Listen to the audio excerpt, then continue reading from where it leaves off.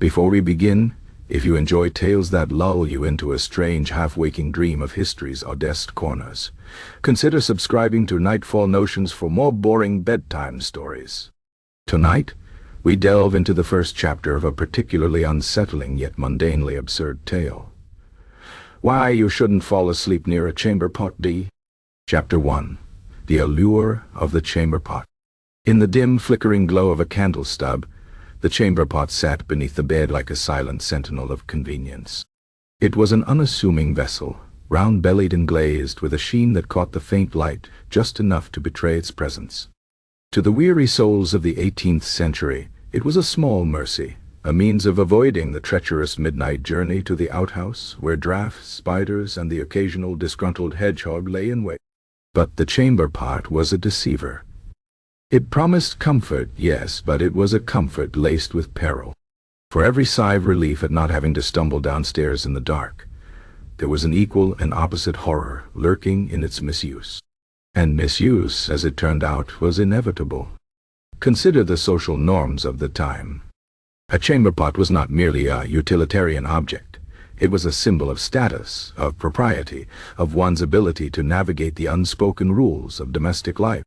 The finest households boasted pots of delicate porcelain, painted with floral motifs, or even the family crest, as if to say, "Yes, we excrete, but we do so with dignity." Lesser homes may do with plain earthenware, chipped and stained from years of service. But no matter the material, the rules were the same. You used it, you emptied it, and you never ever spoke of it in polite company. Yet here was the problem. The chamber pot was too convenient. Its very presence invited laziness. Why bother trudging to the privy when the pot was right there, nestled so invitingly beneath the bed? And so people grew careless. They would use it in the dead of night, half asleep, and then, instead of dutifully carrying it outside at dawn, they would leave it, just for a little while, just until they felt more awake. This was how the accidents began. A drowsy servant, tasked with emptying the pots of a grand estate, might misjudge the weight of a particularly full vessel and spill its contents onto the freshly scrubbed floor. A child, not yet versed in the delicate art of chamber pot handling, might topple it in a fit of midnight clumsiness, unleashing a tide of horror that would seep into the floorboards and linger for weeks. And then there were those who, in a state of exhausted stupor, simply forgot the pot was there at all, until they kicked it in their sleep. The chamber pot was a patient enemy. It waited. It bided its time. And when its moment came, it struck with the quiet, devastating precision of a well-placed trap. One moment you were dreaming of pleasant things, fields of wheat, a warm hearth, the distant sound of a lute. The next, you were jolted awake by the unmistakable sound of liquid disaster, the splatter of your own poor decisions echoing in the darkness. And so, dear listener, we arrive at the first lesson of the chamber pot. Its convenience is a lie. It is a siren call to the sleep-addled mind, a temptation that leads only to ruin. But this is only the beginning. For the chamber pot has deeper secrets, darker histories, and far more unsettling consequences for those who dare to doze in its presence. The night is long, and the pot is waiting. Chapter 2. A brief history of nighttime necessities. The chamber pot, for all its faults, was not an invention born of malice. It was, like most regrettable necessities of human existence, a solution to a problem that had plagued mankind since the dawn of civilization. The unbearable inconvenience of needing to relieve oneself in the middle of the night. The earliest known chamber pots date back to ancient Mesopotamia, where they were fashioned from clay with all the elegance one could reasonably expect, from a vessel designed to hold human waste. These primitive pots were simple, unadorned, and, most critically, prone to tipping. The Mesopotamians, for all their advancements in writing and law, had not yet perfected the art of stable base construction. A slight nudge in the dark could send the contents of a pot cascading across the reed mats of a sleeping household, leading to many a disgruntled morning. The Greeks, ever the aesthetes, attempted to elevate the chamber pot into something resembling art. Their pots were often decorated with scenes of mythology, as if to distract the user from the grim reality of their task. But no amount of painted Hercules could mask the fact that these pots were still, fundamentally, unstable. The Greeks, in their infinite wisdom, had designed them with handles, a thoughtful addition, were it not for the fact that these handles were often too small to grip properly, leading to more spills than they prevented. The Romans, never ones to be outdone in matters of engineering, took the chamber pot to new heights, or rather, new lows. Public latrines were the preferred solution in cities, but for private use, the Romans favored a pot known as the metalli. It was a sturdy thing, made of bronze or even glass for the wealthier citizens. The glass pots, in particular, were a bold choice, transparent as if to taunt the user with the undeniable evidence of their own bodily functions. But the real flaw of the metalla was its weight. A full bronze pot was a hazard to lift, and more than one drowsy Roman found themselves heaving a vessel far heavier than anticipated, resulting in catastrophic miscalculations. By the Middle Ages, the chamber pot had become a ubiquitous fixture in European homes, though its design had not improved so much as stagnated. Pots were still made of earthenware or metal, and their shapes varied wildly depending on the whims of local potters. Some were tall and narrow, prone to toppling at the slightest disturbance. Others were wide and shallow, ensuring maximum splash radius in the event of an accident. The wealthy adorned their pots with lids, a seemingly sensible innovation until one considered the inevitable moment when a half-asleep nobleman, fumbling in the dark, would misjudge the angle of the lid and send it clattering to the floor, waking the entire household. The Renaissance brought with it a renewed interest in aesthetics, and chamber pots were no exception. Delicate porcelain pots, painted with pastoral scenes or even portraits, became fashionable among the elite. These pots were beautiful, yes, but they were also fragile.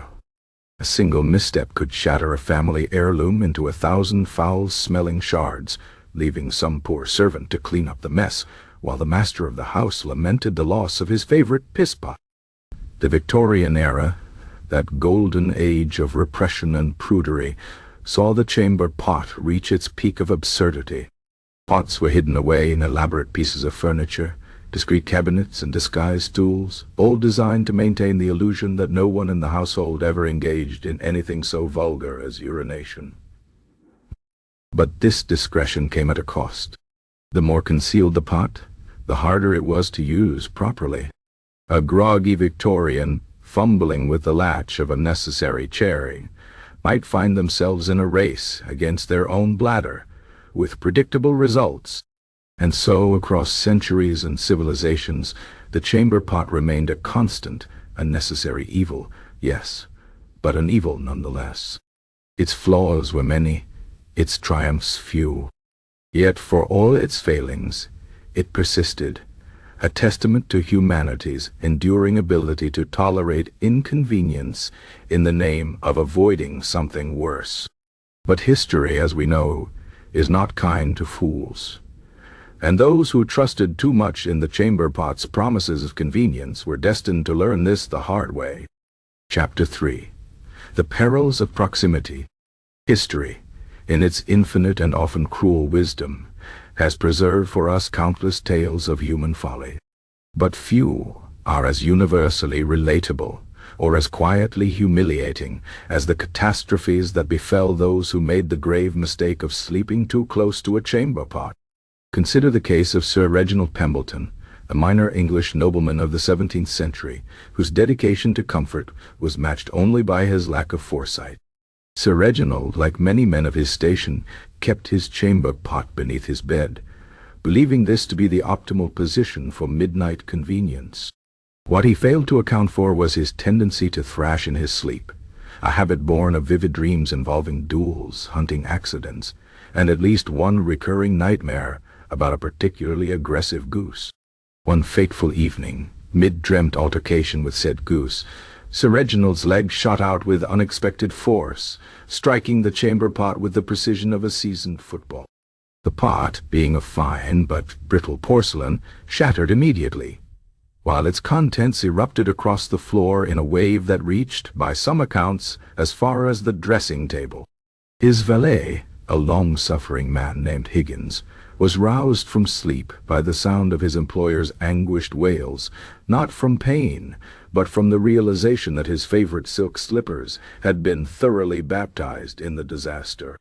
Then there was the curious incident of Madame Lefebvre, a Parisian widow of considerable social standing but questionable spatial awareness. Madame Lefebvre, ever the hostess, often entertained guests late into the evening with salons full of philosophical debate, poetry, and copious amounts of wine. On one such evening, after bidding her guests farewell, she retired to bed with a head full of Enlightenment ideals and a bladder full of Bordeaux. In her drowsy state, she neglected to replace the chamber pot in its usual spot beside the bed, instead leaving it directly in the path between her bed and the dressing screen. When she rose in the darkness some hours later, disoriented and desperate, her bare foot found the pot before her mind could register its misplaced location. The resulting collision sent pot, widow, and contents sprawling across the floor in a tableau that would have been tragic were it not so absurdly predictable. Her maid, upon discovering her the next morning, was heard to mutter that philosophy might expand the mind, but it did nothing for one's sense of balance. Even royalty was not immune to the chamber pot's treacherous whims. The court of King Louis XIV, for all its gilded splendor, was not without its share of nocturnal mishaps. The Duc de Montmorency, a man whose pride was as vast as his estates, once insisted on keeping his chamber pot at the very foot of his bed, a position he claimed allowed for the most dignified and efficient use. This arrangement worked splendidly until the night his hunting dog, a boisterous spaniel with a penchant for mischief, decided the pot made an excellent water dish. The Duke, awakened by the unmistakable sound of lapping, bolted upright just in time to witness the dog, sated and cheerful, wag its tail with enough vigor to send the pot rolling directly into the path of an arriving footman. The ensuing chaos, involving a slippery floor, a tumbling servant, and a very startled nobleman, became the subject of court gossip for weeks. The Duke, to his credit, never again underestimated the dangers of poor pot placement. But perhaps no tale so perfectly encapsulates the perils of proximity as that of Professor Heinrich von Braun, a German scholar of the 18th century, whose dedication to his work was rivaled only by his inability to stay awake at his death. Von Braun, in the midst of composing what he believed would be his magnum opus on the migratory patterns of moths, routinely worked late into the night, keeping a chamber pot beneath his writing table to avoid disruptive trips to the privy. One evening, overcome by exhaustion, he slumped forward onto his papers, his head coming to rest mere inches from the pot. This, it turned out, was a miscalculation. As he slept, his breathing grew deeper, his posture shifted. By some cruel twist of physics, his wig slowly from his head, landing in the pot with a soft but unmistakable plop. He awoke at dawn to the sound of his housekeeper's stifled laughter, his wig dangling from her fingers like a drowned rodent. The moths, it seemed, would have to wait. These stories, though separated by time and station, share a common thread. The chamber pot, for all its practicality, was a fickle companion. It demanded respect, caution, and above all, a healthy distance, lest it exact its revenge in the most humiliating ways imaginable.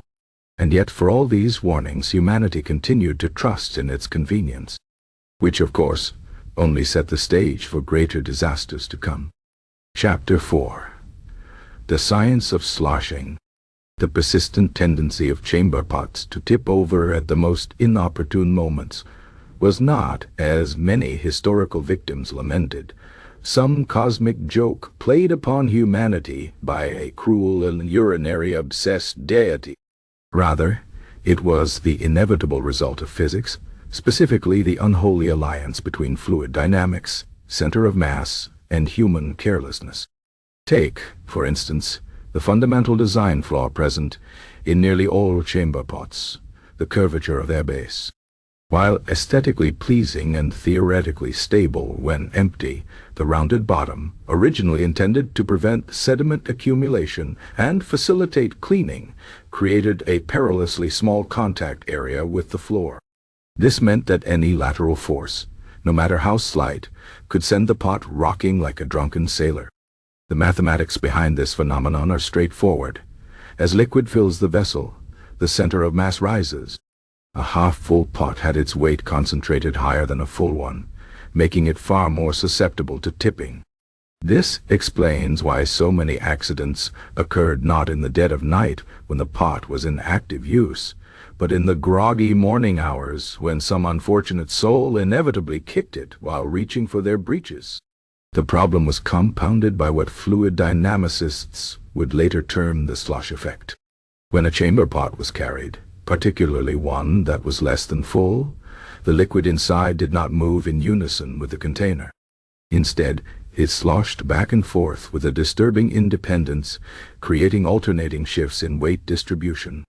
A servant might begin transporting a pot with perfect confidence, only to find 3 steps later that the contents had decided to surge violently to one side, wrenching the entire vessel from their grasp.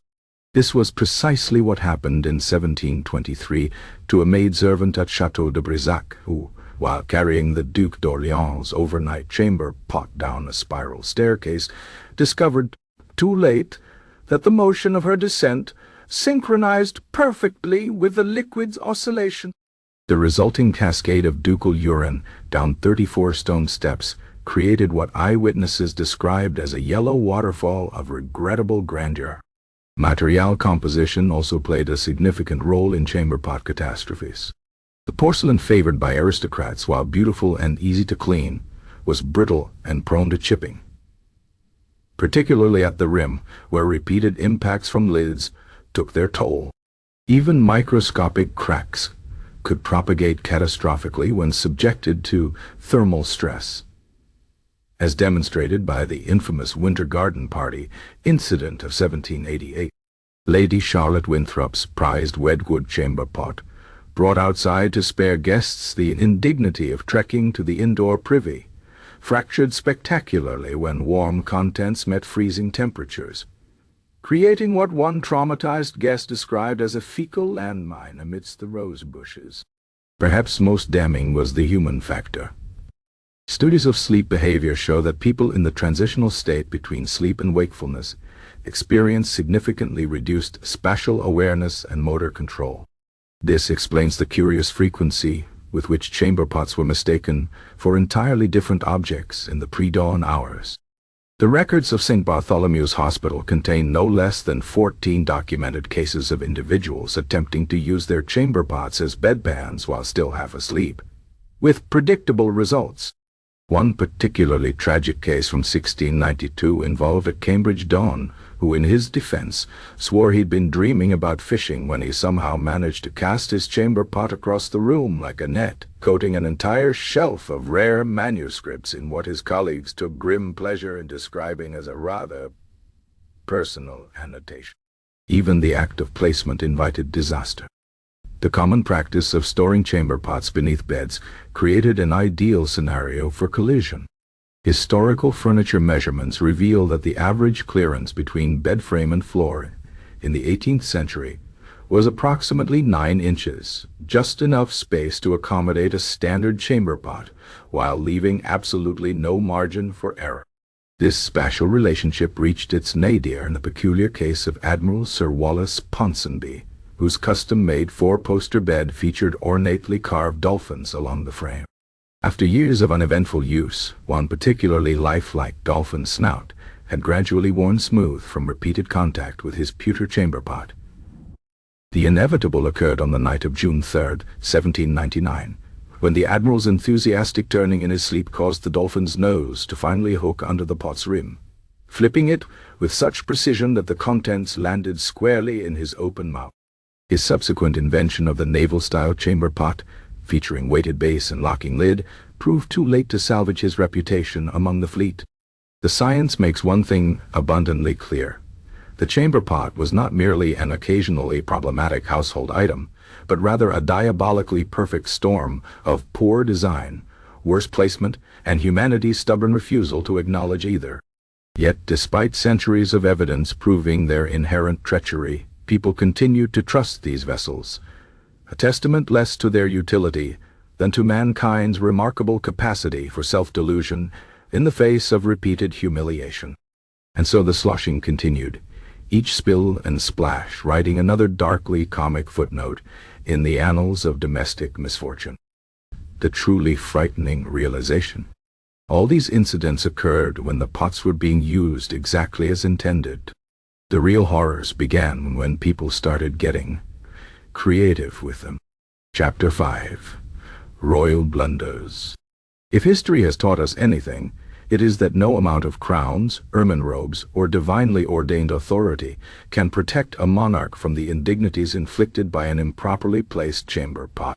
The annals of royal households overflow with cautionary tales of kings and queens who learned this lesson the hard way, their blunders preserved not in official court records, which tended to omit such embarrassments, but in the gleeful gossip of servants and diplomats who couldn't resist sharing stories of their betters being humbled by basic plumbing.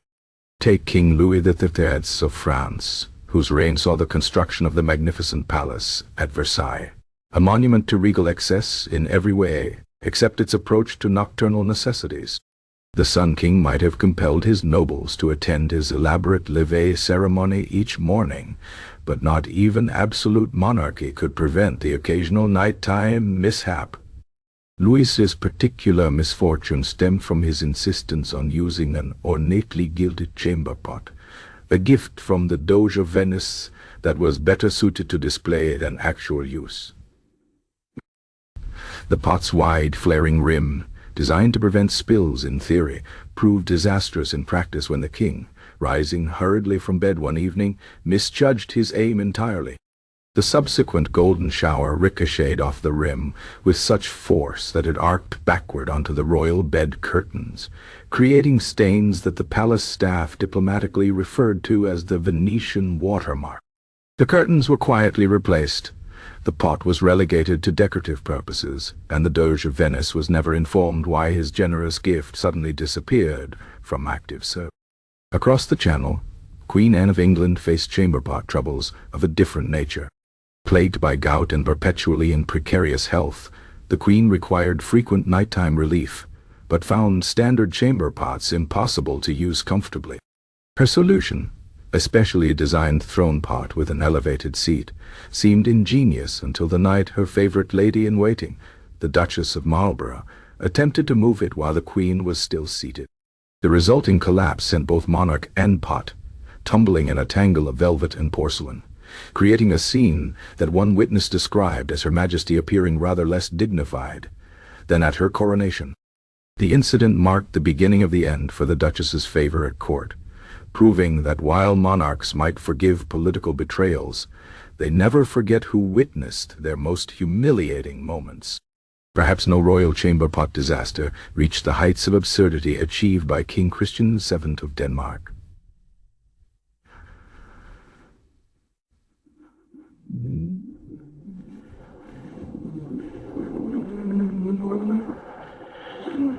The mentally unstable monarch developed a peculiar obsession with his chamber pots, demanding that each one be lined with rose petals before use, and then preserved unemptied for 3 days. A whim that tried the patience of even his most devoted servants. Matters came to a head during a state visit from the Russian ambassador, when Christian insisted on demonstrating his collection to the horrified diplomat. In his enthusiasm, the king tripped over his own dressing gown, sending an entire shelf of preserved pots crashing to the floor in what the ambassador's official report discreetly termed an olfactory assault on diplomatic relations. The incident nearly caused an international crisis, saved only by the ambassador's sudden recollection of urgent business back in St. Petersburg. Even royalty, known for their fastidiousness, fell victim to chamber pot mishaps. Empress Elizabeth of Austria, famous for her beauty regimens and obsession with cleanliness, maintained an elaborate system of silver chamber pots that were boiled daily in lavender water. This system worked flawlessly until the night a sleepy servant accidentally placed a freshly boiled pot directly beneath the Empress's bed while still scalding hot. Elizabeth's startled reaction upon discovering this fact, mid-use, created a chain reaction that ended with the entire contents of her vanity table, including several bottles of expensive French perfume, crashing to the floor. The resulting mixture of floral scents and less pleasant aromas lingered in the royal apartments for weeks, giving rise to the court's black-humored nickname for the incident, the reeking of Versailles. The lesson from these royal mishaps is clear. Neither crowns nor constitutions offer protection against the fundamental laws of chamber pot physics. In fact, the very trappings of royalty often exacerbated the problem. Elaborate bed curtains provided more surfaces for splashing, voluminous nightgowns increased the likelihood of entanglement, and the constant presence of servants meant witnesses to every humiliating mishap. Yet monarchs persisted in their use of these treacherous vessels, clinging to them long after newer sanitation technologies became available. The reasons were as much psychological as practical. To abandon the chamber pot would be to admit that even kings must yield to certain indignities of human biology. Better to risk occasional disaster than acknowledge that in this one realm at least, all men truly were created equal. And so the pots remained, silent witnesses to history's most private royal moments, ever ready to remind even the most powerful rulers that some forces, like gravity and poor aim, respect no earthly authority. Their legacy endures not in grand monuments or official portraits, but in the suppressed smiles of historians who know that behind every great throne there once stood a very precarious chamber pot. Chapter 6. The Servant's Revenge. While history remembers kings and nobles for their grand achievements, we must not forget the silent army that made their comfortable lives possible, the servants who emptied their chamber pots. And empty them they did, day after day, year after year, with all the enthusiasm one might expect from people tasked with carrying other people's excrement down back staircases before breakfast. It should come as no surprise that these long-suffering attendants occasionally found subtle ways to express their dissatisfaction. The chamber pot, that great equalizer of men, became in skilled hands an instrument of exquisite passive aggression.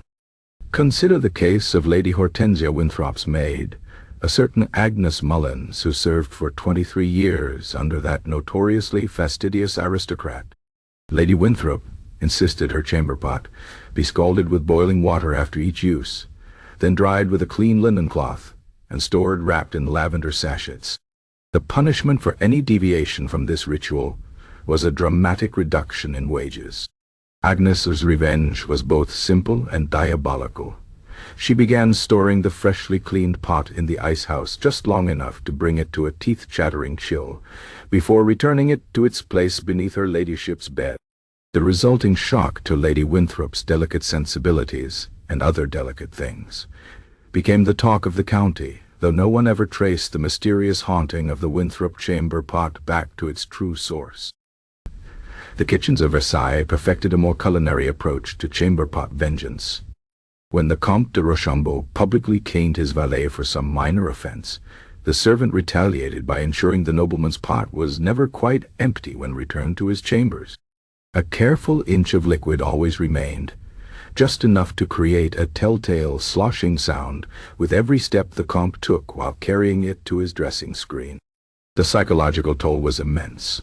The Comte became convinced his body was producing abnormal quantities of urine and consulted 7 physicians before the valet, who had since found employment elsewhere, confessed the prank to a friend at a tavern. Some servants favored more theatrical displays. In the household of the Duke of Württemberg, an entire rebellion played out through chamber pots over the course of a particularly bitter winter.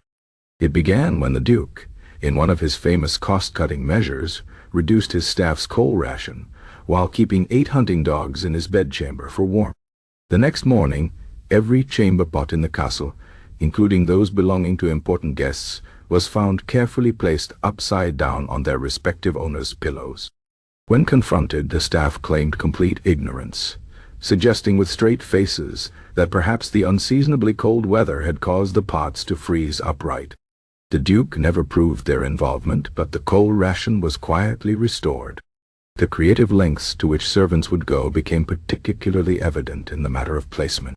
A pot placed just 2 inches further from the bed than usual might not seem like rebellion, but to a half-asleep nobleman fumbling in the dark, it constituted a crisis. The Earl of Chatham's butler, after years of enduring his employer's habit of kicking over pots and blaming the servants, developed an elaborate system of measurement to ensure each pot was positioned at the exact same spot every night, 3 inches too far to the left. The Earl spent months convinced he was developing a degenerative condition affecting his depth perception before catching his butler measuring the distance with a carpenter's rule. Perhaps the most brilliant aspect of chamber pot revenge was its deniability. When Baron von Steuben's footman grew tired of being awakened at dawn to empty a pot that had been used only once, he began adding precisely 1 cup of water to the contents each morning before presentation. Within a month, the Baron had convinced himself he was suffering from a terrible kidney disorder and submitted to a horrific regimen of leech treatments. The footman, now serving as the Baron's concerned attendant, was able to enjoy uninterrupted sleep right up until the day his master's physician finally thought to check the pot before the morning edition. These stories reveal an important truth. For all the power dynamics of aristocratic society, the balance could shift unexpectedly when one person controlled another's toilet arrangements. The servant might bow and scrape by daylight, but in the dark hours before dawn, with the chamber pot in hand, they became the architects of tiny, perfect revenges. And while no servant ever recorded these acts of quiet rebellion, to do so would have been disastrous. Their legacy lives on in the frustrated diary entries of nobles who couldn't quite put their finger on why their bedroom experiences had become so strangely uncomfortable. The pots themselves told no tales. But if they could speak, they might reveal that history's most effective revolutions weren't fought on battlefields, but fought one carefully misplaced chamber pot at a time. The truly frightening thought. For every revenge we know about, there must be hundreds lost to history, and hundreds more still to come, as long as there are employers who underestimate the creative malice of those who handle their waste. Chapter 7. The Art of the Cover-Up. The eternal struggle between human dignity and human biology reached its most desperate peaks in the various attempts to disguise the existence of chamber pots. For centuries, people employed increasingly elaborate methods to pretend they weren't doing what everyone knew they were doing, with results ranging from the ingenious to the catastrophically misguided. The earliest attempts at olfactory deception involved simple herbs. Rosemary, lavender, and mint were stuffed beneath chamber pot lids or strewn across the floor nearby, creating what can only be described as a confusing sensory experience. The 14th century saw the rise of the pomander pot, a perforated metal ball filled with aromatic spices that dangled precariously above the rim. While moderately effective at masking odors, these created their own problems, as evidenced by the case of a Burgundian countess, who woke to find her pomander had come loose during the night, and was now bobbing merrily in her chamber pot like some foul tea bag. The Renaissance brought with it more sophisticated attempts at concealment. Italian craftsmen developed necessary chairs, elaborate pieces of furniture that concealed chamber pots within beautifully carved cabinets. These worked splendidly until someone needed to use them, at which point the scraping of wood and clatter of doors made it abundantly clear what was happening, despite all pretenses otherwise. The Medici family owned several such chairs lined with lead, which did an excellent job containing odors, while slowly poisoning anyone who used them regularly. French nobility took the concept of concealment to absurd heights during the reign of Louis XIV. Versailles saw the invention of the pot a confusion. A chamber pot disguised as various other objects, books, vases, even musical instruments. The Marquis de Montespan famously kept one shaped like a lute in his receiving room, leading to an awkward moment when a visiting musician picked it up to admire its craftsmanship. Court etiquette strictly forbade mentioning these incidents, resulting in countless conversations where everyone pretended not to notice the distinctive sloshing sounds coming from supposedly solid objects. England contributed the practice of dry covering, where absorbent materials like ash or powdered peat moss was sprinkled into pots after use. In theory, this created a protective layer that trapped odors. In practice, it led to the Great Hampton Court incident of 1689, when a servant accidentally used gunpowder instead of ash. The resulting explosion sent a royal chamber pot through a stained glass window, an event officially recorded as an act of providence rather than admit the truth. The Victorians, never ones to do anything by halves, developed entire rituals around chamber pot discretion. Elaborate slop chests with charcoal filters and ventilation systems were installed in bedrooms, while manuals advised hostesses to keep at least 3 different types of pot coverings: lace for summer, velvet for winter, and a special waterproof silk for emergencies. The obsession reached its peak with Dr. Aloysius Weatherby's patent odorless chamber pot of 1857, which promised to render all noxious vapors inert through scientific principles. The device, which involved a series of chemical filters that had to be changed daily at great expense, worked perfectly until the filters became saturated, at which point they released all trapped odors in a single overwhelming wave. Numerous fainting spells at dinner parties were attributed to poor ventilation rather than admit the failure of Dr. Weatherby's invention. Perhaps the most tragic attempt at concealment came from the American colonies, where Puritan families would keep their chamber pots in privacy closets, while maintaining that these small rooms were for prayer and contemplation. The goodwife Hawkins of Salem famously testified against a neighbor for witchcraft, claiming she'd seen the woman's chamber pot float across the room of its own accord. What the court failed to consider was that goodwife Hawkins had been peering through a crack in her own prayer closet door at the time, and the floating pot was simply being carried by a servant she couldn't see. The neighbor was hanged, and the chamber pot in question was presented as evidence before being quietly returned to regular use. These countless attempts at concealment all shared one fatal flaw. They tried to solve the symptom rather than the problem. No amount of lavender or elaborate cabinetry could change the fundamental nature of the chamber pot, just as no amount of social pretense could alter basic human biology. The harder people tried to disguise these necessary objects, the more obvious they became, like a guest at a party who insists on whispering, thereby drawing everyone's attention. And so the pots remained stubbornly present despite all attempts to wish them away, their occasional failures serving as pungent reminders that some things in life simply can't be covered up, no matter how much scented powder you throw at them. The real surprise isn't that these attempts failed, but that generation after generation continued making them, as if sheer force of will could triumph over physical reality. They never did, of course, but the trying, the elaborate dances of denial and decorum, that was the truly human part.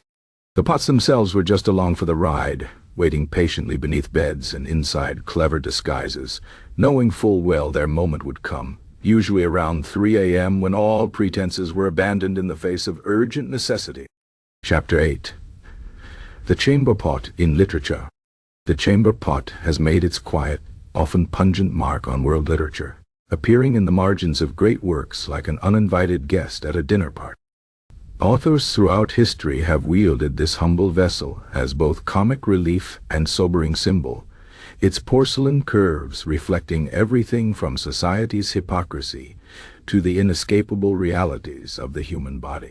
Shakespeare, that great chronicler of human folly, gave the chamber pot one of its earliest literary appearances in Why the Taming of the Shrew. In a scene often omitted from polite performances, Christopher Sly, the drunken tinker, is subjected to a cruel, aristocratic prank involving a bedpan passed off as fine wine. The bard understood what modern directors often forget. Nothing punctures pretension quite like the sudden appearance of a receptacle for bodily waste. This tradition continued in Restoration comedy, where chamber pots became reliable props for humiliating, overbearing characters. In William Wycherley's Gaiety Country Wife, a particularly odious fop receives his comeuppance when a pot is accidentally spilled on his expensive French breeches, reducing the entire theater to uproarious laughter. The 18th century saw the chamber pot take on more symbolic weight. In Jonathan Swift's Gulliver's Travels, the Yahoo's revolting habits included hoarding certain glimmering stones that scholars have interpreted as a scatological parody of humanity's obsession with gold and jewels. The chamber pot here becomes a mirror held up to civilized society, revealing the animalistic nature beneath powdered wigs and silk stockings. Henry Fielding employed similar imagery in Tom Jones, where the discovery of a hidden chamber pot beneath a lady's bed becomes a metaphor for the hypocrisy of high society. One can almost hear Fielding chuckling as he penned the scene where the virtuous Sophia Western's aunt is undone by the telltale sound of porcelain scraping across floorboards during an impassioned speech about moral purity. 19th century Russian literature elevated the chamber pot to existential significance. In Gogol's A Dead Soul's E, the protagonist's morning ritual with his chamber pot becomes a grotesque metaphor for the emptiness of his soul. All that emerges is the same waste, day after day. Dostoevsky, never one to shy away from bodily functions, included a pivotal scene in Ein Crime and Punishment where Raskolnikov's landlady bangs on his door, demanding he empty his chamber pot, the mundane indignity cutting through his grandiose philosophical musings like a splash of cold water. French literature approached the subject with characteristic flair. Balzac's Guy Cassan Bette features a memorable scene where a spurned lover exacts revenge by presenting his rival with an ornately decorated chamber pot, only for the recipient to discover too late that the gilding contains arson. Victor Hugo took a more sentimental approach in Henri's Miserables, where Bishop Myriel's act of giving his silver chamber pots to the poor becomes a symbol of true Christian charity. No. The bishop's famous line, "I have starved Christ when I kept silver plates for my guests, while the poor shivered with empty bowls," takes on new meaning when one realizes those silver plates included his bedroom ware. American writers embraced the chamber pot's comic potential. Mark Twain delighted in describing the misadventures of chamber pots in frontier homes, where they were often mistaken for emergency cooking pots during harsh winters.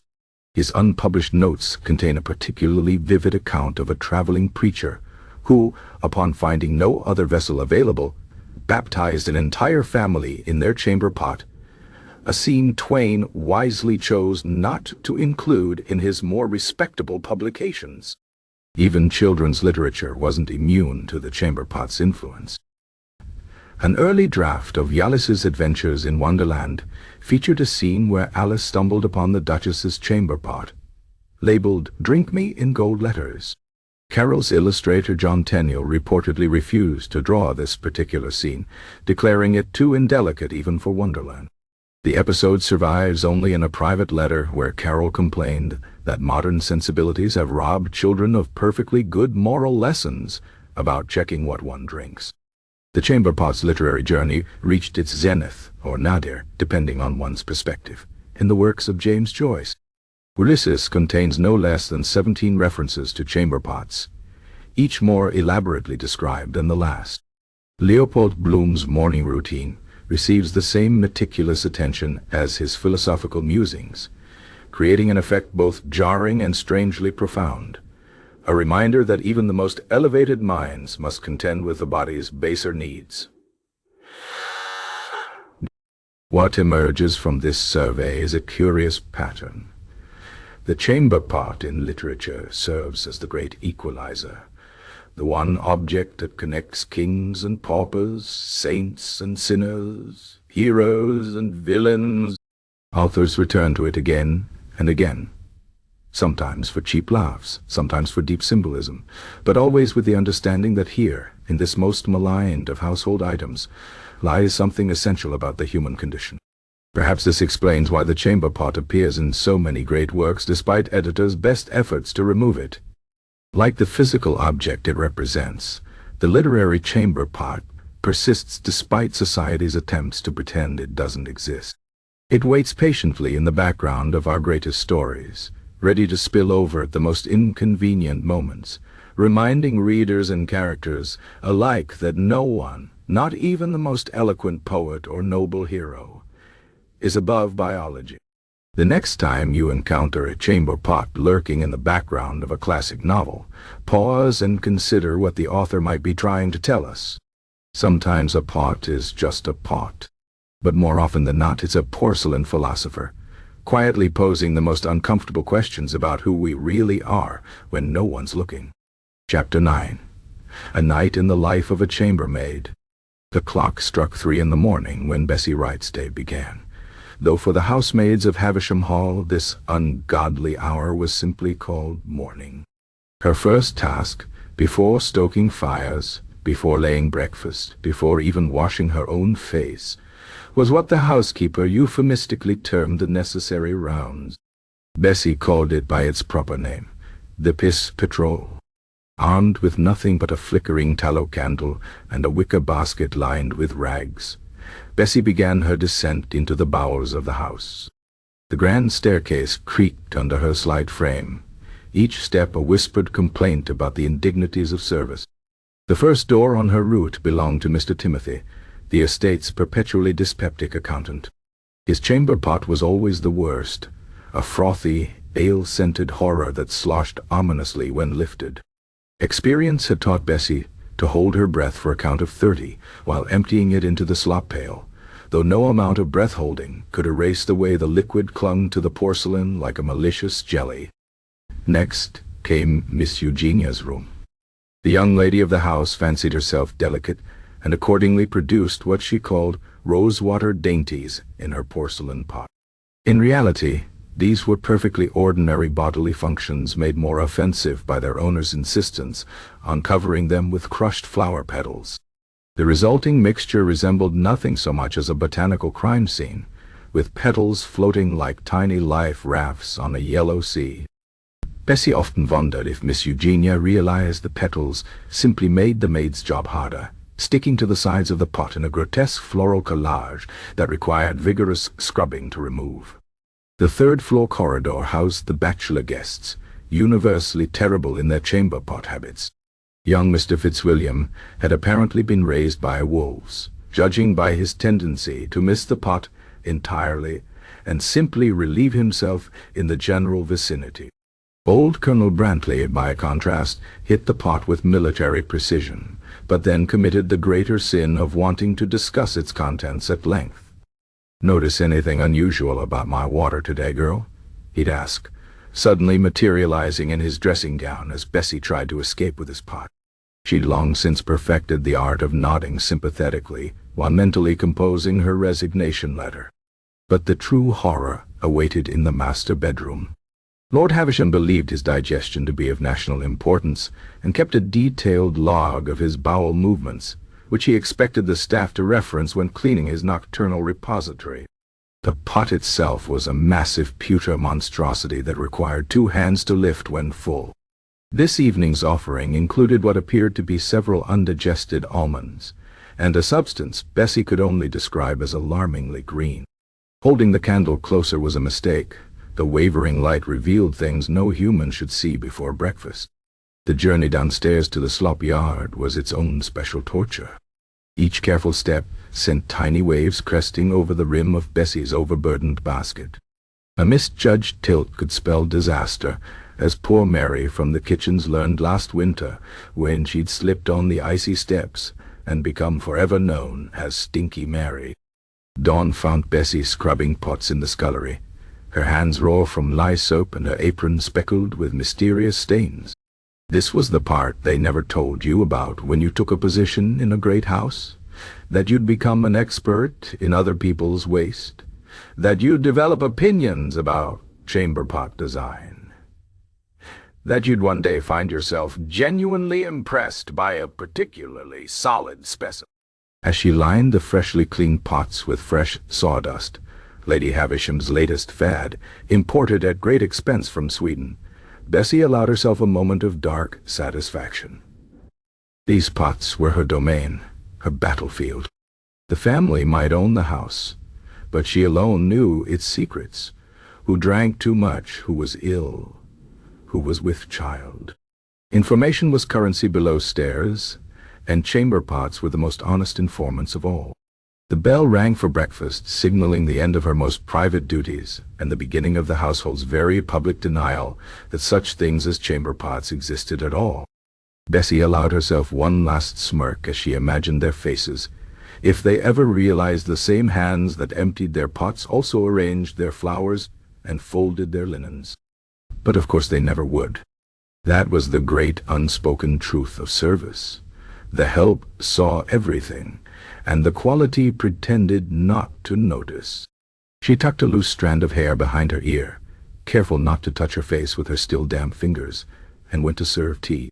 Somewhere overhead a guest was complaining about a draft in their room, blissfully unaware that their window had been left open all night on purpose, Bessie's small revenge against a particularly offensive pot from the evening before. The chambermaid's war was fought in these tiny battles, and if the occasional aristocrat had to shiver through breakfast, well, that was between them and their chamber pot. Chapter 10. The Chamber Pot as a Weapon. When historians speak of medieval warfare, they rarely mention the chamber pot's surprising effectiveness as an instrument of combat. Yet few weapons combined psychological impact with sheer availability, quite like this humble household item, which graced battlefields and back alleys with equal enthusiasm. The infamous 1381 peasants' revolt in London saw some of the earliest recorded uses of chamber pots in urban warfare. When Wat Tyler's rebels stormed the city, wealthy homeowners found themselves besieged by more than just pitchforks. Contemporary accounts describe a rain of filth pouring from tenement windows as servants and tenants unleashed years of pent-up frustration via their bedroom wear. One particularly vivid chronicle describes the Archbishop of Canterbury's secretary being struck by a pot, most full hurled from a third-story window, the blow knocking him unconscious while the contents completed his humiliation. The incident sparked a brief but glorious period where London's oppressed discovered that nothing dispersed aristocratic mobs, quite like the threat of having someone else's digested supper dumped on their heads. Dueling etiquette guides of the Renaissance included surprisingly specific rules about chamber pot combat. The 1587 Agi Codex Honoris devoted an entire chapter to satisfaction by vessel, outlining when and how a gentleman might fling a chamber pot at his opponent without violating decorum. Apparently, striking a man with an empty pot constituted a challenge to first blood, while using a full one was grounds for immediate mortal combat. This distinction led to the curious practice of seconds carefully inspecting pots before duels to determine the severity of the offense. The most famous such case occurred in 1599 Venice, when Contarini and Dandolo postponed their sword fight for 3 hours, while physicians debated whether the pot that started their feud had been sufficiently voided to count as a simple assault rather than biological warfare. Napoleonic battlefields saw perhaps the most creative martial applications of chamber pots. During the siege of Saragossa, Spanish defenders ran out of molten oil to pour on French troops, and improvised with what one horrified grenadier described in his memoirs as a boiling rain of private matters. The psychological effect proved devastating. While only 3 soldiers were actually struck by the pots themselves, dozens reportedly fainted from the stench, and one entire company refused to advance until the wind changed direction. Wellington's troops later adopted similar tactics during the Peninsular War, though British pots tended to be thrown rather than poured, leading to the nickname Tory tossers for certain particularly enthusiastic regiments. The American Revolution produced its own chamber pot combatants. Benjamin Franklin's Pennsylvania Gazette ran a 1774 account of Boston women using night vessels to repel British soldiers attempting to quarter in their homes. The article, likely exaggerated for propaganda value, described redcoats fleeing from a fearsome artillery of porcelain wielded by housewives in nightcaps. More verifiable is the case of tavern keeper Martha Ballard, who successfully defended her main establishment from looters by lining the upstairs windows with 12 pots at ready, creating what one would-be thief called the most horrifying battery imaginable. Her ledger famously included an expense for broken pots, patriotic duty submitted to the colonial government for reimbursement. Even the Victorian era, for all its pretensions to civility, saw its share of chamber pot violence. The 1854 cloakroom riot at London's Drury Lane Theatre began when competing critics disagreed about a soprano's performance, and escalated rapidly when someone produced a forgotten chamber pot from a dressing room. The subsequent melee left 7 men lightly injured, and the theatre permanently stained in certain hard-to-reach corners. Newspapers of the time disagreed on whether the pot had been empty or full when employed, though the Morning Post noted that several witnesses had fainted, which perhaps answers the question. The chamber pot's effectiveness as a weapon lay in its perfect combination of qualities: widespread availability, perfect balance for throwing, and a psychological impact far beyond its physical weight. A sword might kill you, a musket ball might maim you, but a chamber pot to the face could ruin your entire worldview.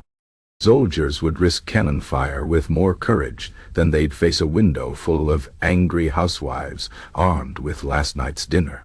And so the pots marched through history, from medieval rebellions to barroom brawls, always ready to serve one final violent purpose before being dashed to pieces. They remind us that when humans run out of proper weapons, we'll improvise with whatever's at hand, even if it's something that really ought to remain private. Perhaps this explains why so many aristocratic portraits show subjects standing stiffly beside tables conspicuously devoid of chamber pots. After centuries of being on the receiving end, the upper classes had learned the hard way.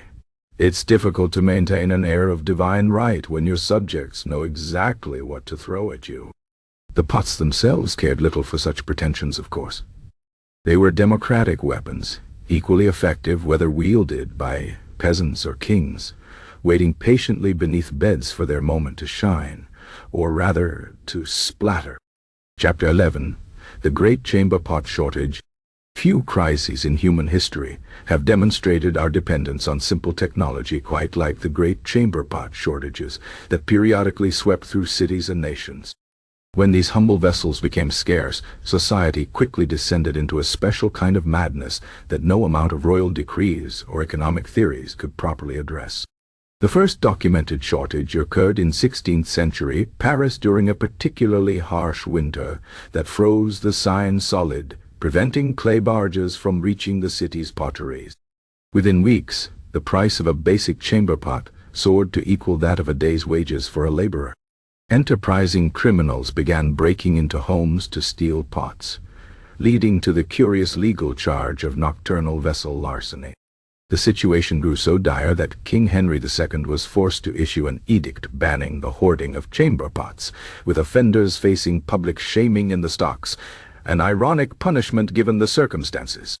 The crisis only abated when a group of desperate university students began fashioning makeshift pots from hollowed-out loaves of bread, creating what might history's most disposable sanitation solution. London's Great Chamber Pot Panic of 1665 presented a darker twist, occurring as it did during the bubonic plague. As deaths mounted, the city's potters either fled or succumbed to disease, leaving households to improvise with increasingly desperate alternatives. Diarist Samuel Pepys recorded the troubling trend of neighbors using cooking pots for dual purposes, noting with horror an invitation to dinner where the soup bore an unfortunate resemblance to yesterday's chamber contents. The shortage became so severe that some churches began collecting pots as charitable donations for the poor, leading to the first and last recorded instance of a piss tithe. The American colonies faced their own crisis during the Revolutionary War, when British blockades prevented the import of proper chamber pots.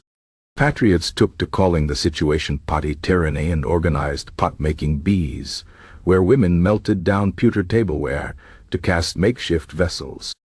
Unfortunately, no one had considered that pewter becomes painfully cold in winter, leading to what colonial newspapers discreetly referred to as seat of the breeches grievances.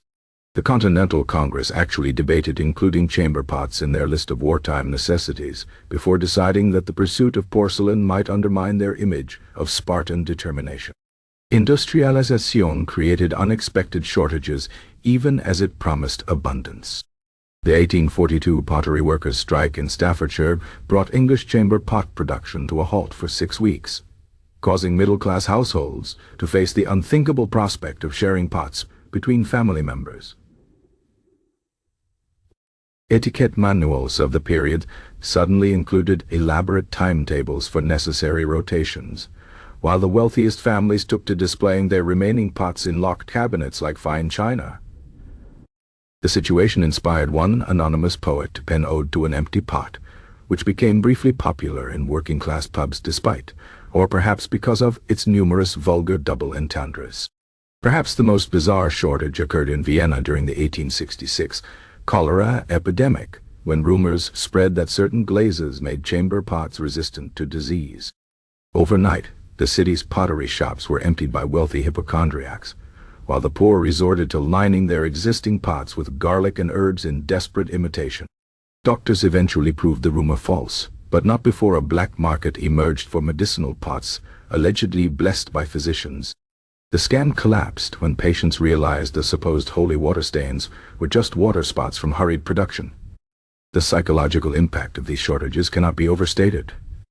When people cannot properly manage their most basic bodily functions, civilization begins to fray at the edges.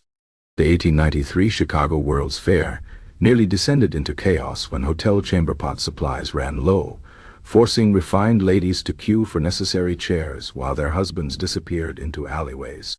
One newspaper reported that the fair's proud motto, "Make no small plans," had been unofficially amended to hold no small bladders among exhausted attendees.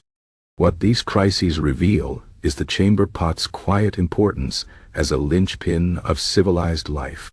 Remove it, and all pretenses of dignity quickly follow. The wealthy learn they're no different from the poor when desperate, the fastidious discover their limits, and everyone gains new appreciation for the potters who make modern life possible. Most of all, these shortages remind us that history isn't just shaped by grand ideas and battles, but by the availability of simple objects that let us pretend we're above biology, at least until the next shipment comes in. The final irony. Many of these shortages were caused by the very people who would never deign to speak of chamber pots in polite company. The aristocrats who hoarded them during crises were the same ones who pretended they didn't exist during peacetime. The merchants who inflated their prices were the ones who looked away when pots were carried through the streets. Like the pots themselves, these shortages held up a mirror to society, revealing what people truly valued when push came to shove. And it wasn't always dignity. Chapter 12. The Rise of the Nightstand. The chamber pot's reign over the bedroom might have continued indefinitely, were it not for a quiet revolution in furniture design that began, like so many world-changing innovations, with a simple question: where does one place a candle and spectacles within easy reach of the bed? The answer, which would eventually unseat one of history's most persistent household items, was the nightstand, an innocent-looking piece of cabinetry that would prove more disruptive than anyone could have imagined. Early nightstands of the 17th century were modest affairs, little more than small tables with perhaps a drawer for valuables. But as indoor plumbing began its slow march through wealthy households, these humble stands evolved into something more ambitious, a designated place for water carafes, reading material, and eventually the first porcelain wash basins designed specifically for bedroom use. This innovation created an unexpected problem. Where did one put the chamber pot when the space beneath the bed was now occupied by this newfangled furniture? Traditionalists resisted fiercely. The 1783 publication J.H.A. Defense of Proper Nighttime Propriety argued vehemently that no upright Christian should suffer their bedchamber to be cluttered with foreign objects, when God himself provided the space beneath our beds for necessary vessels. Doctors warned that reaching for a bedside wash basin instead of using a properly positioned chamber pot could strain the back and cause nocturnal humoral imbalances.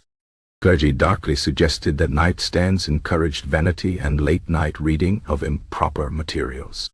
The tipping point came when furniture makers, sensing opportunity, began incorporating discrete pot cupboards into their nightstand designs. These cunning compartments promised to elevate the vessel while maintaining decency, though in practice they often resulted in disastrous miscalculations of door clearance and pot height. The 1812 patent for Bridgemore's combined nightstand and necessary receptacle featured an elaborate pulley system that theoretically allowed one to raise and lower a chamber pot without leaving bed. In reality, it tended to launch pots across rooms when the counterweights were improperly balanced, leading to its withdrawal after only 6 months on the market. Middle-class households proved the nightstand's greatest champions. For families living in tight urban quarters, the ability to combine multiple functions in one piece of furniture was revolutionary. A single nightstand could hold a candle, a Bible, a water glass, and crucially, when outfitted with the right accessories, eliminate the need for a separate chamber pot. Advertisements from the 1840s touted hygienic bedroom suites featuring wash basins that could be emptied with dignity in the morning rather than the middle of the night. The transition wasn't smooth. Many early adopters found themselves caught between old habits and new technology, resulting in unfortunate hybrid arrangements. The Diary of a Boston Merchant's Wife describes her husband's nightly ritual of using his chamber pot, then carefully placing it on the nightstand, as if this somehow made it more respectable. Servants complained about the increased difficulty of finding and retrieving pots now hidden in unfamiliar compartments. One London housemaid's memoir recounts the morning she accidentally poured a gentleman's shaving water into his chamber pot, not realizing the nightstand's upper compartment wasn't the wash basin she expected. As indoor plumbing became more common in the late 19th century, the nightstand evolved into its modern form, no longer a hiding place for chamber pots, but a legitimate piece of bedroom furniture. The pots themselves retreated first to back bedrooms, then to attics, and finally to antique shops where they were displayed with nervous laughter and jokes about what people used to do at night. Yet traces of the chamber pot's influence lingered in nightstand design for decades. The drawer that perfectly fits a water glass, originally sized for a pint pot. The cabinet doors that seem unnecessarily sturdy, reinforced to contain sloshing. Even the term nightstand itself carries echoes of its original purpose. Not just a place to set things down, but a stand-in for the nighttime necessities it helped make obsolete. The great irony is that the nightstand succeeded where moral reformers had failed for centuries. It didn't eliminate chamber pots through shame or legislation, but simply by offering something more appealing: convenience without the mess, dignity without the odor. In the end, humanity didn't abandon chamber pots because they were gross, but because something better came along, a lesson that applies to more of history than we might care to admit. As for the chamber pots themselves, they found new life in the 20th century as flower planters, proving that even the most maligned objects can be repurposed with enough distance and denial. The nightstands, meanwhile, continue their quiet watch over our bedrooms, their drawers still perfectly sized for secrets, though nowadays few remember what kind of secrets they were originally designed to hold.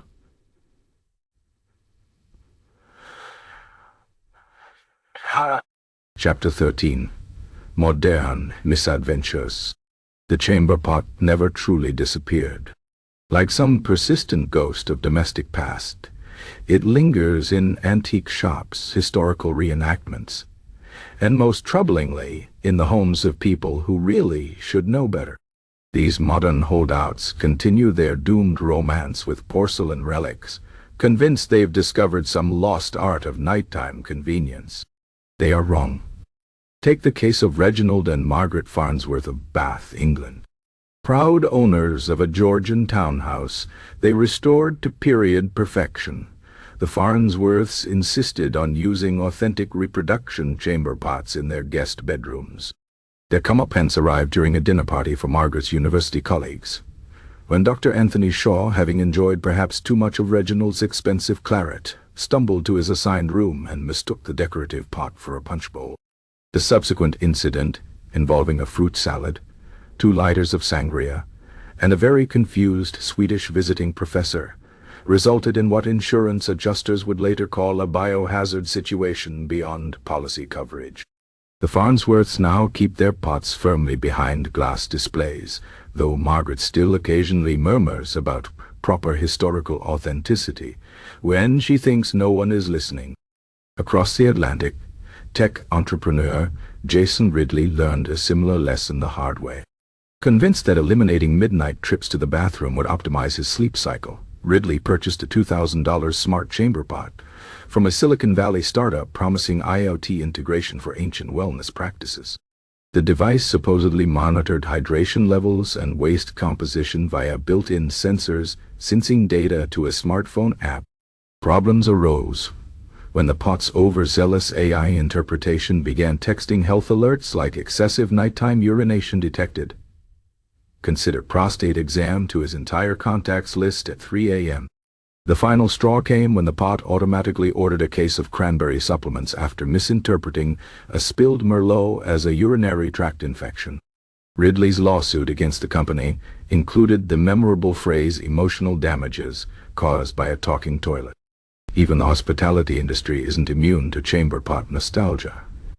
The Leaky Cauldron Inn in Vermont, no relation to the Harry Potter establishment, made national news when its colonial experience packages, complete with candlelight and chamber pots, resulted in 7 cases of accidental pot misuse in one summer season.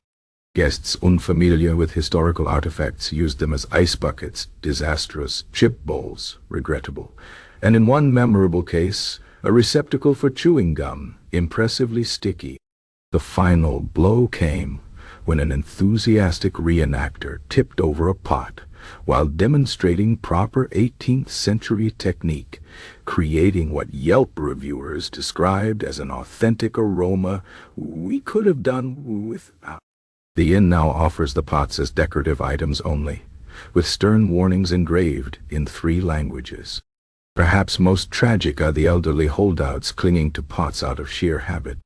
Mrs. Edna Worthington of Sydney, Australia continued using her 1940s chamber pot well into her 90s, despite her nursing home's modern facilities. Staff humored her until the night she attempted to empty the pot herself, slipping on the linoleum and triggering a chain reaction that ended with 3 staff members, a crash cart, and a very startled chaplain, all requiring deep cleaning.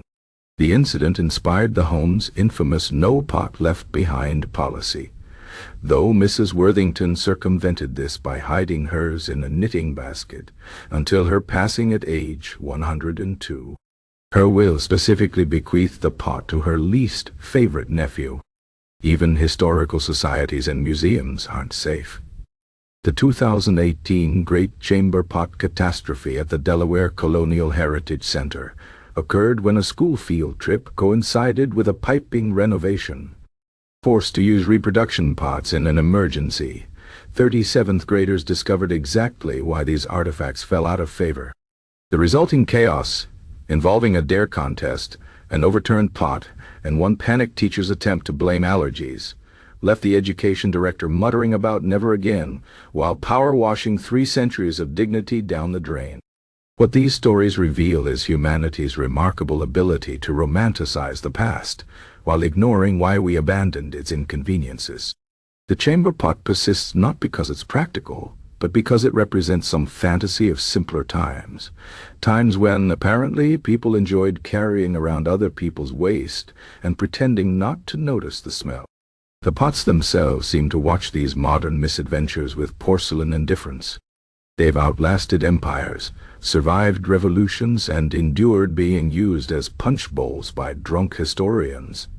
They know their time will come again, if only because humans have a remarkable talent for forgetting why we stopped doing things in the first place. Until then, they wait patiently in attics and antique malls, ready to serve one more generation of unprepared enthusiasts, and then laugh their glazed laughs as the inevitable disasters unfold.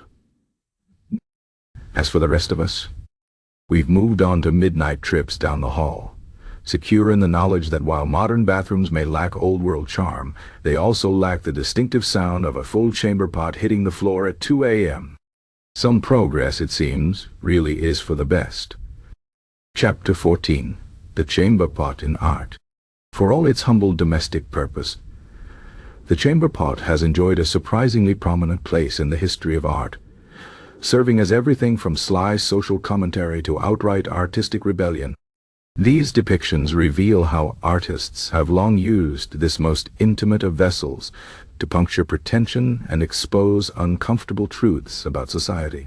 The chamber pot's artistic debut came in the marginalia of medieval manuscripts, where bored monks would sketch them in the borders of sacred texts, often with little figures peeking out from inside.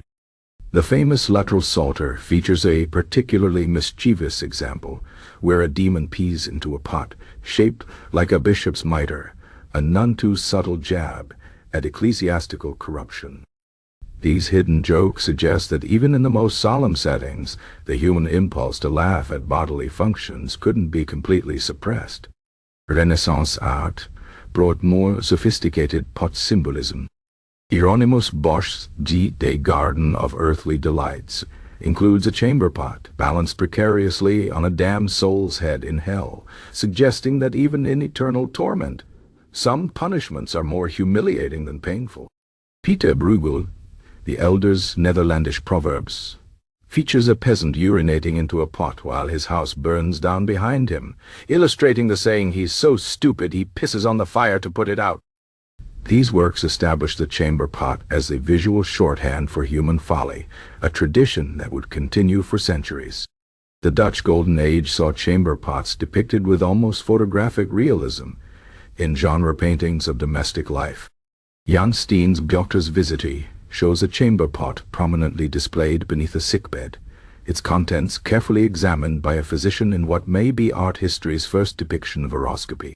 Vermeer took a subtler approach in Fede Music Lesson, where a barely visible chamber pot peeks from beneath a chair, reminding viewers that even elegant courtship happens against the backdrop of basic bodily needs. French Rococo artists used chamber pots for satirical purposes. Watteau's lost painting Weide Toiletting reportedly showed an aristocrat using a pot, while her maid holds up a mirror, turning the morning ritual into a commentary on vanity. Fragonard's sketches for an unrealized series, On the Hours of the Toilette, included a scandalous scene of a noblewoman kicking over her pot in a fit of pique, splattering a hidden lover. The sketches were deemed too indecent for production, though contemporary accounts suggest they circulated privately among certain libertine circles. The Victorian era saw chamber pots disappear from mainstream art only to flourish in underground caricature. George Cruikshank's political cartoons frequently depicted corrupt politicians as chamber pots about to overflow, while private smoking room prints showed pots being used in increasingly improbable scenarios. One notorious engraving, ID Pot, that launched 1,000 shipsing, reimagined the Trojan War as starting over a disputed chamber pot rather than Helen of Troy. Modern art embraced the chamber pot with enthusiasm. Duchamp's Yame Fountain was predated by several lesser-known but equally provocative works, including Man Ray's Objet à détruire, which featured a photograph of a chamber pot nailed to a board. Surrealists loved incorporating pots into dreamscapes. Dali's sketches for an unrealized project include a melting pot hovering over a desert landscape. Even Warhol got in on the act with his jock-sedation paintings, created by having assistants urinate on copper-coated canvases, though critics argued this was less about the chamber pot tradition than about Warhol's penchant for shock value. Perhaps the most poignant artistic use of chamber pots comes from folk art traditions. Pennsylvania Dutch hex signs sometimes incorporated pot motifs to ward off illness, while tramp art carvers created elaborate pot cabinets that turned functional objects into works of art. These pieces speak to the chamber pot's dual nature as both necessity and nuisance. A thing to be hidden away yet impossible to ignore. The chamber pot's artistic journey reflects society's complicated relationship with bodily functions. Hidden in medieval margins, displayed in Dutch interiors, weaponized by satirists and elevated by modernists, it has served as a reminder that no amount of civilization can erase our animal nature. Artists keep returning to it because it remains the perfect symbol, at once ridiculous and profound, private yet universal, a humble vessel that somehow contains all of human experience. Next time you see a chamber pot in a museum, look closely. That chip on the rim might be from when some nobleman kicked it in frustration. That stain inside could be from a servant who never quite scrubbed hard enough. And that amused glint in the eyes of the people in the painting? That's the look of people who know a secret, that for all our art and culture we're never more than a few hours away from needing a pot of our own. Chapter 15. The Psychology of the Chamber Pot. Humanity's stubborn insistence on keeping chamber pots within kicking distance of the bed, despite centuries of disastrous evidence against the practice, reveals one of our species' most enduring psychological quirks: the remarkable ability to believe it won't happen to me, even when surrounded by proof that it already has happened, repeatedly, to everyone. The phenomenon begins with what psychologists call normalcy bias, that comforting lie our brains tell us that the status quo will persist uninterrupted. When placing a full chamber pot beneath their bed, our ancestors didn't truly believe they might send it flying across the room in a midnight stupor, just as modern humans don't genuinely consider they might drop their phone in the toilet while scrolling. The mind edits out these possibilities, not out of stupidity, but out of necessity. To function at all, we must ignore the 1,000 small disasters that could befall us at any moment. This explains why people continued using chamber pots after the first dozen historical accounts of them being knocked over. Each individual user thought, yes, but that was clumsy, Lord Farnsworth, after 3 bottles of port. I'm just quickly using it before bed. Never mind that Lord Farnsworth had said the same thing right before his infamous night of the yellow tapestries. The brain conveniently forgets that every pot spiller in history was also, in that moment, convinced of their own carefulness. Compounding this is what behavioral economists term the convenience premium. Humans consistently overvalue immediate comfort and undervalue future risk. The slight benefit of not walking to the outhouse at night outweighs, in our mental calculus, the potential catastrophe of a spilled pot. This same miscalculation leads people to text while driving or eat questionable street food. The reward feels certain, while the punishment seems hypothetical, until suddenly it's soaking into your best rug. Social dynamics further cloud our judgment. Chamber pots persisted in shared bedrooms long after single sleepers had moved them to safer locations, because no one wanted to be the prude who suggested walking down the hall. The same social pressure that makes people avoid asking obvious questions prevents them from objecting to obviously bad ideas, like balancing a container of liquid waste where multiple sleepers might disturb it. The Victorian era brought a new psychological twist: disgust avoidance. People became so determined to pretend chamber pots didn't exist that they refused to think critically about their placement. If you don't acknowledge the pot, you needn't consider it might spill. A form of magical thinking that persists today in how we ignore other household dangers. This willful ignorance reached its peak with the invention of necessary chairs and other furniture designed to hide pots, which mainly succeeded in making them harder to retrieve without incident. Modern psychology explains our ancestors' poor choices, but doesn't excuse our continued repetition of them. The same thinking that led medieval nobles to kick over pots now leads people to place full coffee cups at the edge of tables or balance laptops near bathtubs. Each generation believes it's too clever to repeat old mistakes, while inventing exciting new ways to spill liquids where they shouldn't be.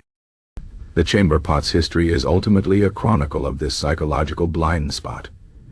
Our refusal to learn that convenience and containment are often at odds. We want our necessities nearby but not noticeable, accessible but not precarious, useful but never ever spilt. That we kept trying for centuries to achieve this impossible balance speaks to both human ingenuity and human folly. Perhaps the real lesson isn't about chamber pots at all, but about recognizing when we're making the same mistakes in different forms. That precarious cup of tea on your desk, that phone balanced on the edge of the sink. These are our generation's chamber pots, waiting for an errant elbow to send them to disaster. The pots themselves, if they could speak, would likely sigh and say they tried to warn us. Every chip in their porcelain, every stain on the floor, every historical account of noblemen slipping in their own urine was a cautionary tale we chose to ignore. And still, somewhere tonight, someone will place a glass of water too close to their bedside, ready to learn the old lesson anew. That gravity shows no mercy, and convenience always comes due. So the next time you're tempted to put something liquid where it shouldn't be, remember the chamber pot's long history of failure. Then, if you're wise, walk the extra steps to the bathroom. And if you're human, you'll probably just kick it over anyway and blame the dog. Chapter 16. The chamber pot's last laugh. The chamber pot never truly left us. It simply shape-shifted, from porcelain to plastic, from bedside to bathroom, from necessity to novelty. Yet its spirit lingers in every modern inconvenience that echoes its ancient woes. Those cheap disposable cups that collapse when filled too full, the flimsy travel mugs that leak in your bag, the smartphone you balance precariously over the toilet. These are its descendants, carrying on the proud tradition of humiliating their users at the worst possible moments. Consider the hospital bedpan, the chamber pot's sturdier, but equally treacherous cousin. Nurses will tell you that no amount of engineering can prevent the inevitable spills, the awkward positioning, the humiliated apologies from patients who swear they usually have better aim. The bedpan, like its predecessor, remains a great equalizer. CEOs and janitors alike must contend with its indignities. Or examine the airplane lavatory, that cramped plastic chamber where travelers rediscover why chamber pots were always a bad idea. The same physics that sent porcelain pots skidding across bedchamber floors now propel unsecured toilet lids into shins at 30,000 feet. That mysterious liquid on the bathroom floor? The modern equivalent of the Duke of Wellington's spilled pot.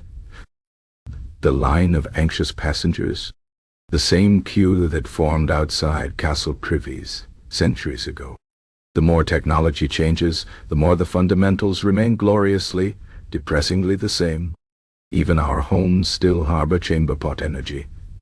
That decorative vase you accidentally used as an emergency receptacle during last winter's stomach flu. The dog's water bowl you strategically place by your nightstand when sick. The suspiciously pot-shaped planter on your balcony. The chamber pot lives on in these plausible deniability vessels, smirking at our continued attempts to pretend we're above such needs.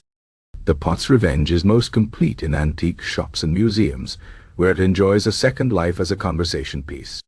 Visitors giggle at the ornate designs, make crass jokes about their use, then hurry past, unaware they're being judged by the very object they find so quaint. That floral-patterned pot from 1780 doesn't care about your iPhone or your hybrid car. It knows you're still just an animal that needs to pee in the night, for all your modern pretensions. Perhaps the ultimate joke is how thoroughly we've convinced ourselves we've moved beyond such primitive solutions. We install heated toilet seats and smartphone-controlled bidets, never noticing how many innovations simply recreate the chamber pot experience with more electronics. The Japanese washlet that plays soothing sounds to mask bodily functions. That's just a high-tech version of the Victorian habit of coughing loudly while using the pot. The smart toilets that analyze your waste? An expensive reinvention of what every medieval physician did with a chamber pot and too much free time. In the end, the chamber pot wins. not through any particular virtue of its own, but through humanity's endless ability to reinvent the wheel while forgetting why it was round in the first place. We'll keep designing elaborate solutions to basic needs, and those solutions will keep failing in the same old ways. And somewhere in the great beyond, 1,000 chamber pots are laughing at us. So the next time you stub your toe on the way to the bathroom at 3 a.m., or curse at a leaking travel mug, or slip on a suspicious puddle in an airport lavatory, take a moment to appreciate the chamber pot's enduring legacy. It may be gone from our bedrooms, but its spirit lives on in every poorly placed liquid container, every optimistic gamble against gravity, every humiliating accident we swear only happens to other people. The pots themselves, if they could speak, would likely offer this epitaph: "We told you so." And then they'd wait, because humanity's next brilliant idea is already brewing, and it's probably just as likely to end up spilled on the floor.